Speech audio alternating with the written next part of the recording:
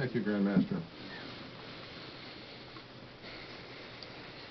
From time to time, people inquire why Masons are involved in the placement of cornerstones on buildings and structures which are being dedicated for public purposes. The tradition of laying cornerstones and dedicating buildings or structures began in the foggy antiquity, mists years ago, so far back that it literally cannot be traced. We do know that in North America, Benjamin Franklin, the Grand Master of the Commonwealth of Pennsylvania, long before it was even the state of Pennsylvania, laid the cornerstone at a building later known as Independence Hall in Philadelphia, where the Constitution was ultimately put together with the Constitutional Convention on July the 4th of 1776.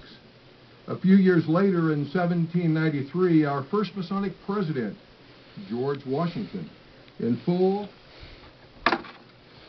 Masonic regalia, laid the first of 5 Masonic cornerstones at what was ultimately to become the Capitol building in Washington, D.C., where today our legislative branch of government is currently located.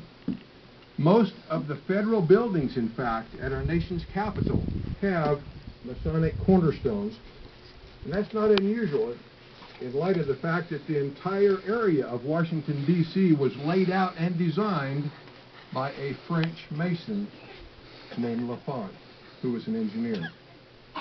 The Capitol building itself was designed by a Prince Hall engineer, who was a Mason, Benjamin Bonnacker. Just as there were Masons in the colonies long before the United States was founded, as the Grand Master, I believe, reported to you, there were Masons in the Kansas Territory before it became a state. The Grand Lodge of Kansas was formed in 1856, 5 years before Kansas became a state. A lot of us are not aware that the first governor of Kansas was a Mason. In fact, 4 out of the last 5 men who have served as Kansas governors, Robert Docking, Robert Bennett, Mike Hayden, and Bill Graves, were also Masons. In the state of Kansas, approximately 3 out of 4 of the 105 county courthouses were built with Masonic cornerstones, including the courthouse at Sharon Springs and the one at Oakland. There are Masonic cornerstones at thousands of locations across America, including many at federal courthouses, schools, churches, libraries, post offices, Masonic lodges, and many other public buildings, such as this museum building here in Wallace. According to the records of the VFW, as recorded by Post Commander Bill E. Pancake, the current Fort Wallace Memorial Association, as we know it, was begun in 1953 by the VFW Jerome Deckett Post, number 6844 in Sharon Springs, after earlier efforts of a similar association, which was started in 1925, had failed. Their efforts were primarily for the purpose of promoting the Fort Wallace Cemetery as a national cemetery. Unfortunately, those efforts did not meet with success.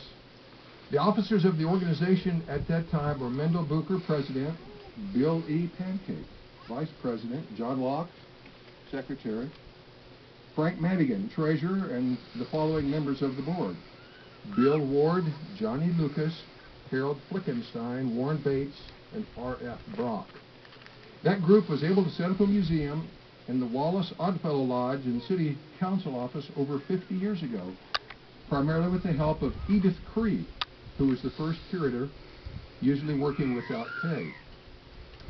Cecil Pierce, on whose ranch the original fort was located, later donated the land for this new museum and rodeo grounds as we see it today. The association